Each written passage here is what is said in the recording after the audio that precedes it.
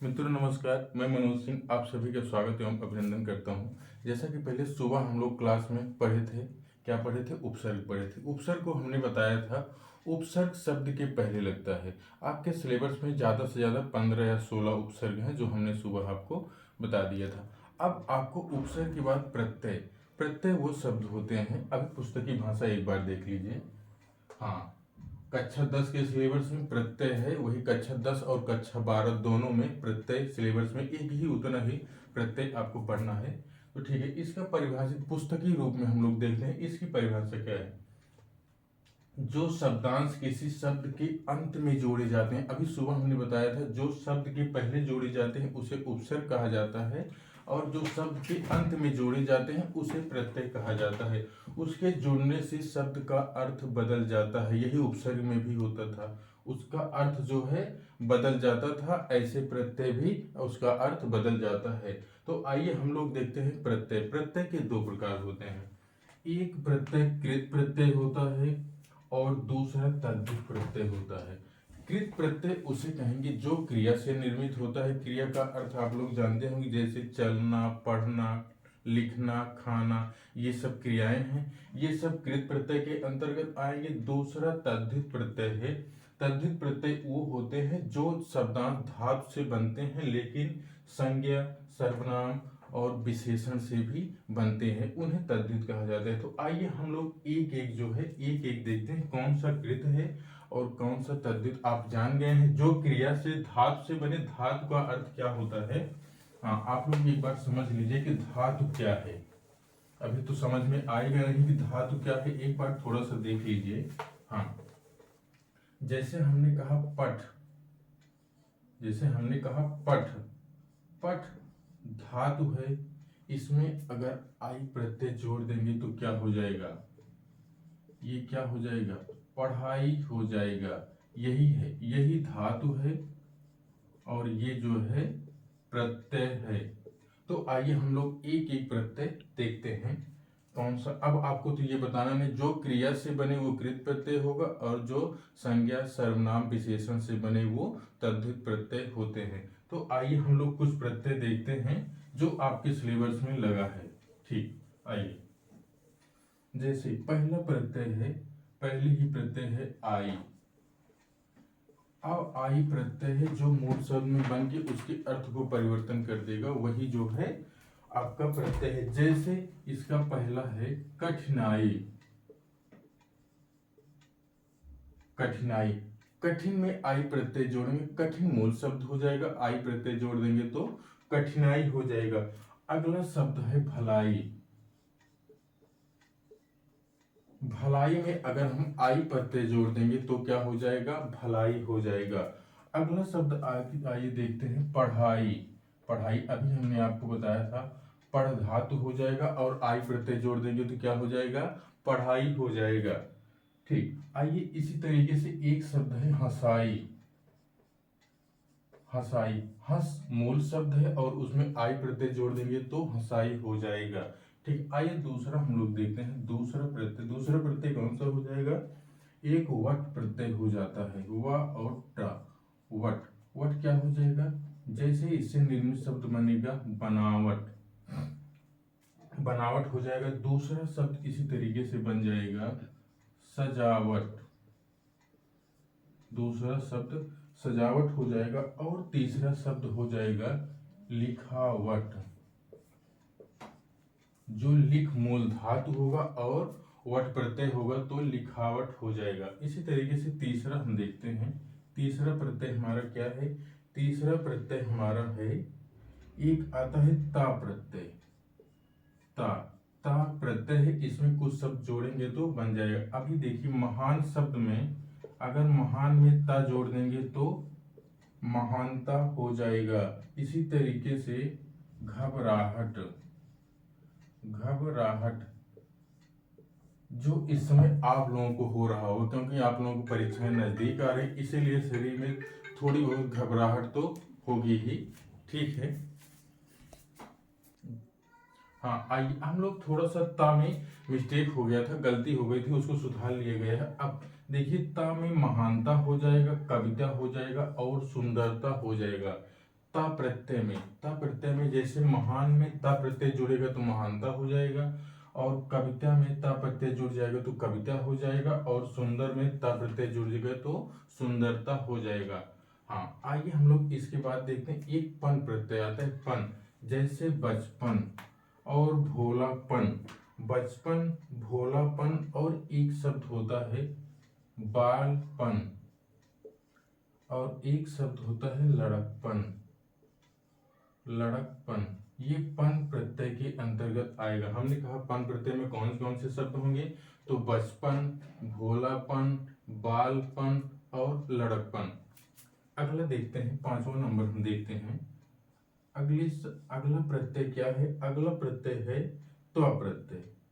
त्वा को हम कैसे देखते हैं, त्वा में जैसे ईसा शब्द बनेगा महत्व, महत्व, और उसके बाद दूसरा शब्द बनेगा ममत्व, ममत्व हो जाएगा। उसके बाद कौन सा होगा, एक शब्द आता है कवित्व, अगला शब्द कवित्व हो गया। उसके बाद जो है अगला शब्द बनेगा, एक शब्द आता है गुरुत्व, गुरुत्व, और इसके बाद एक शब्द और आ जाता है सतीत्व। सती में त्व प्रत्यय जोड़ेंगे तो सतीत्व हो जाए। एक बार फिर हम लोग देखते हैं, त्व प्रत्यय में महत्व, महत्व में त्व प्रत्यय हो जाएगा, ममत्व में भी त्व प्रत्यय हो जाएगा, और कवित्व में भी त्व प्रत्यय होगा, गुरुत्व में और सतीत्व में त्व प्रत्यय होगा। अगला हम लोग देखते हैं 6ठे नंबर पर। हाँ, 6ठे नंबर पर एक प्रत्यय आता है वह तो शायद आप लोग जानते होंगे, जैसे होता है पहनावा। एक शब्द हमने कहा, वह प्रत्यय के अंतर्गत पहला शब्द बनेगा पहनावा, और इसके बाद दूसरा शब्द बनेगा दिखावा, दिखावा। दिखाने का जो रूप होता है उसमें अगर वह प्रत्यय जोड़ देंगे तो क्या हो जाएगा, दिखावा हो जाएगा। उसके बाद अगला होता है चलावा, और उसके बाद एक शब्द होता है चढ़ावा, चढ़ावा। हाँ, आइए एक बार हम लोग फिर से रिपीट करते हैं। हमने कहा प्रत्यय जो शब्द के बाद में लगे उसे प्रत्यय कहते हैं, जो शब्द के पहले लगे उसे उपसर्ग कहते हैं। तो आइए, हमने कहा आपसे आई प्रत्यय देखते हैं। आई प्रत्यय में निर्मित शब्द बनेगा कठिनाई, भलाई, पढ़ाई और हंसाई। उसके बाद फिर देखते हैं वट प्रत्यय है तो बनावट हो जाएगा, सजावट हो जाएगा और लिखावट हो जाएगा।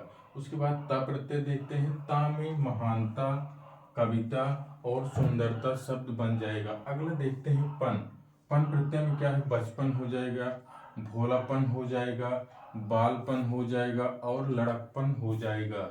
उसके बाद हमने कहा अगला है त्वा प्रत्यय में महत्व हो जाएगा, ममत्व हो जाएगा, कवित्व हो जाएगा, गुरुत्व हो जाएगा और सतीत्व हो जाएगा, त्व प्रत्यय में हो जाएगा। अगला हमने कहा था वा प्रत्यय। वा में क्या बताना है, वा में पहनावा हो जाएगा, दिखावा हो जाएगा, चढ़ावा हो जाएगा, और उसके बाद इसमें भुलावा भी हो सकता है। भुलावा एक शब्द है, वो भी हो सकता है। आइए इसके बाद अगला हम लोग देखते हैं। एक बार आप लोग अगर इसका स्क्रीनशॉट लेना चाहें तो ले लीजिए। हाँ, इसके बाद फिर देखते हैं। हाँ, आगे फिर देखते हैं इसके बाद। हाँ, आइए हम लोग अगला देखते हैं। अगला एक प्रत्यय है वान प्रत्यय, जैसे पहलवान, बलवान और गाड़ीवान। इसमें मूल शब्द गाड़ी है, वान प्रत्यय जोड़ देंगे तो गाड़ीवान हो जाएगा। अगला शब्द है ई प्रत्यय, जैसे देव में दैवी, ई प्रत्यय जोड़ देंगे तो देव का दैवी हो जाएगा, ईश्वर का ईश्वरी हो जाएगा, मानव का मानवी हो जाएगा। मूल शब्द मानव है, उसमें ई प्रत्यय जोड़ देंगे तो मानवी हो जाएगा। जैसे प्रत्यय में अगर दीर्घ ई है तो यहाँ पर दीर्घ ई की मात्रा होगी, ऐसे आप दिमाग में बनाइएगा। जैसे अगला है मान, ई प्रत्यय मान है, मान। अभी अपमान को देखें, अपमान में मान प्रत्यय होगा, सम्मान में भी मान प्रत्यय होगा और गतिमान में मान प्रत्यय होगा। अगला प्रत्यय है इक प्रत्यय, ये ज्यादा इंपॉर्टेंट है। ये इक प्रत्यय और ई प्रत्यय और उसके बाद ये औतिथ्य, आप लोग विशेष तौर से ध्यान रखिएगा, यहीं से प्रश्न आ सकता है। हाँ, इक प्रत्यय में दैनिक और मौलिक और दैहिक, इन शब्दों में एक प्रत्यय लगा हुआ है। अगला है वैया। वैया प्रत्यय में गवैया, सवैया और खवैया ये शब्द हैं। वैया प्रत्यय से गवैया बन जाएगा और सवैया बन जाएगा और खवैया बन जाएगा। ठीक, अगला है अवती प्रत्यय। अवती प्रत्यय से एक शब्द आता है फिरौती और उसके बाद कठौती। कठ में अवती प्रत्यय जोड़ेंगे तो कठौती हो जाएगा और बाप में अवती प्रत्यय जोड़ेंगे तो बपौती हो जाएगा। ये हो सकता है पूछ ले बपौती। बाप में अवती प्रत्यय जोड़ेंगे तो बपौती हो जाएगा। अभी हम लोगों ने क्या पढ़ा है? हम लोगों ने कक्षा 10 के क्लास के सिलेबस के अनुसार रस पढ़े हैं, समास पढ़े हैं, उपसर्ग पढ़े हैं और आज प्रत्यय पढ़ लिए हैं। अब इसके बाद कक्षा 10 में हमको लगता है छंद से सिर्फ सोरठा और रोला, या हाँ शायद सोरठा और रोला दो ऐसे हैं जो हाई स्कूल के सिलेबस में है। इंटर के सिलेबस में, कक्षा 12 के सिलेबस में 3-4 छंद और हैं। तो हम 5-6 जो हैं आपको हाई स्कूल में बता देंगे कौन सी कक्षा 10 में कौन सा है और कौन सा कक्षा 12 में है। तो आप लोगों को बताएंगे, आप लोग उसी अनुसार पढ़िएगा। आराम से पढ़ते रहिए, धीरे धीरे हमसे मिलते रहिए। आप लोग हमारा और भी प्राप्त करने के लिए क्लास आप हमारे चैनल से जुड़ जाइए, सब्सक्राइब कर लीजिए, बेल आइकन को दबा दीजिए और अपने दोस्तों के पास भी शेयर कर दीजिए, जिससे अकॉर्डिंग टू जैसे जितना सिलेबस में आपकी पाठ्य पुस्तक में जितना दिया गया है उतना ही हम बता रहे हैं, इससे अतिरिक्त नहीं। अगर इसको आप लोग एग्जाम देने से 2 दिन पहले भी पढ़ लेते हैं तो अच्छे अंक मिल सकते हैं। अभी आपको इसके बाद हम संदर्भ, प्रसंग, व्याख्या और साहित्यिक संदर्भ आपको कैसे लिखना है, संदर्भ में कैसे लेखक में लिखना है और कैसे कब में लिखना है। जो गद्य लिखते हैं उनको लेखक कहते हैं, जो कविताएं करते हैं उनको कवि कहते हैं। संदर्भ, प्रसंग, व्याख्या और साहित्यिक सौंदर्य आपको हम अगली क्लास में बताएंगे। पहले छंद बताएंगे, उसके बाद संदर्भ, प्रसंग, व्याख्या और साहित्यिक सौंदर्य भी बताएंगे। ठीक है मित्रों, नमस्कार।